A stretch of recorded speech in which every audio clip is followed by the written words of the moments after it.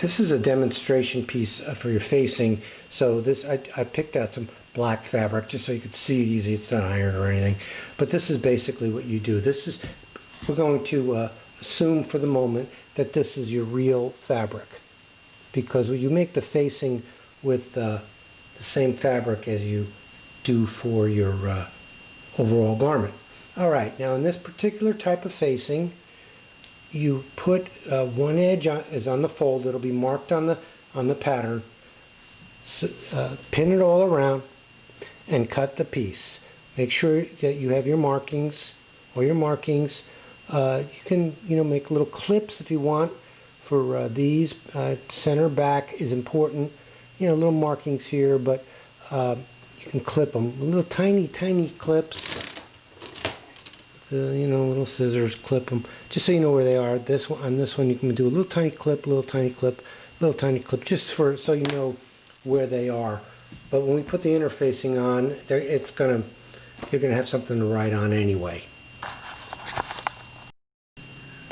Okay, here's your pattern piece for your collar facing, and it is a piece that is cut on the fold down here. All your fabric will be cut. All your fabric for the collar piece will be cut on the fold like that. This is interfacing. Now I have it sticky side up. I don't know whether that's the right or wrong side. I guess that's the wrong side. I have sticky side up on it. I don't think it matters much. And pinned down here. I'm going to cut it to the exact same shape as the facing itself. This black material is here just so you can see it a little easier. Otherwise it would be hard to see white on white. Here are the two pieces for the facing. Again, this is just practice material.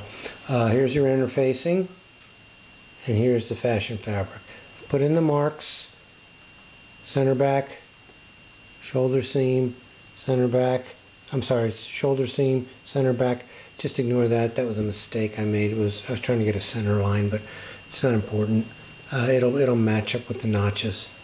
Now I'm going to show you a really interesting trick to make a completely beautiful facing. I have now pinned the facing to the fashion fabric. Be careful how you do this. Fashion side up, right side up, interfacing right side down as you would normal fabric. Now what's the right side and wrong side of the interfacing? The right side is the smooth side. Put it with your fingers, you'll feel it. The wrong side is the kind of bumpy. That's the sticky side. We are going to be using fusible interfacing here, which is pretty much what everybody uses now anyway. But the sticky side is up on this. Okay.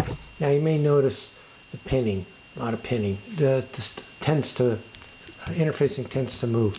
The thing that's really important here is to get the interfacing edge on the outside perimeter to match the fabric edge. Outside perimeter. Inside, if you can get it, fine. It's not going to matter much as long as it's within the 5/8. Okay, normal seam allowance. Now there is one big difference in sewing this. Yes, use a normal seam allowance here when you attach it to the actual garment. But when you're sewing this area, this outside perimeter, we're going to sew it at 1/4 inch. It's going to be tight. You'll see why, but it helps create a really beautiful finish. It's hard to duplicate in any other way. And here it is, sewn at 1/4 inch. Now, if 1/4 inch is a little uncomfortable for you for whatever reason, it's a little too small, you can go to 3/8. It's not going. You just have a slightly smaller facing, but it's not going to be a big deal. Okay, now here's the beautiful part of this. Remember, this is the sticky side that's up here to the good side. And the smooth side of the interfacing is to the right side, the good side of the fabric. Take it and you turn it over.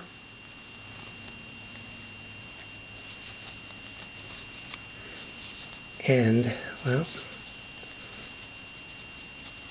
you're going to get a nice smooth edge. It'll be smooth when we're done. And there's no sewing lines, which is really nice. A lot of the old school ways of doing it, there's no sewing lines, see? A lot of the old school ways do include, I'm not going to go into the detail of that, but they definitely will have a sewing line on the outside. I mean, this is a piece that's inside the garment. Doesn't really matter. I like this because it's so smooth.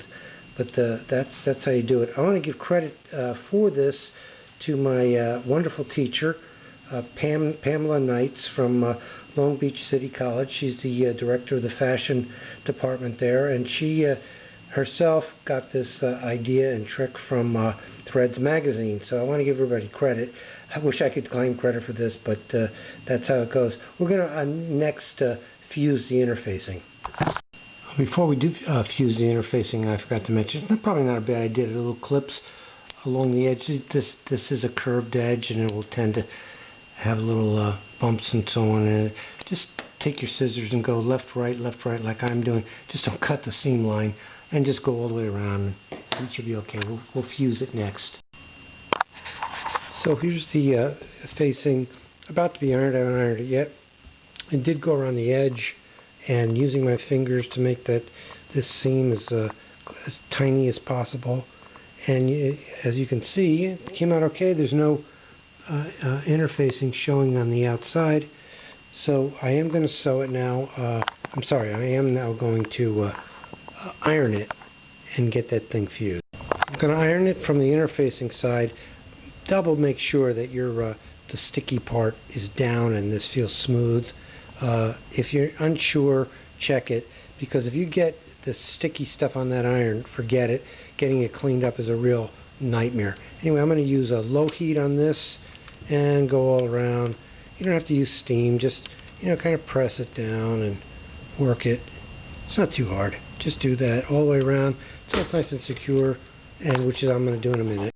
As you might have saw when I was doing that initially, I like to do sort of a patting down rather than an ironing motion, because if you do an ironing motion, it tends to move it around a little bit. I'm not sure why, but I like to do it this way, and then I'll give it the regular ironing motion. But just go around, just get it so that it's starting to stick. You'll know that when it's sticking, and then you can do the ironing motion if you want. And here it is. As you can see, it's a very nice, smooth interfacing. I don't know, you have to turn it a little bit. Yeah, it's pretty smooth. It's nice, smooth, nice and smooth. No top stitching, which is great.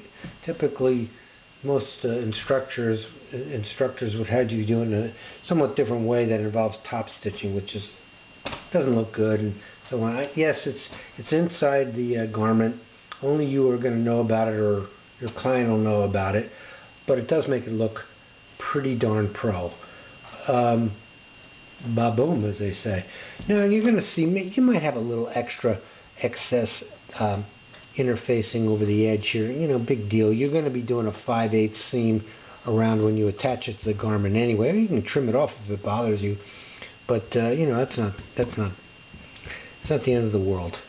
So, but at any rate, I just think that this is a much nicer look than the traditional way of doing, which definitely involves a top stitch. And usually these curves are nowhere near as smooth as that came out. Anyway,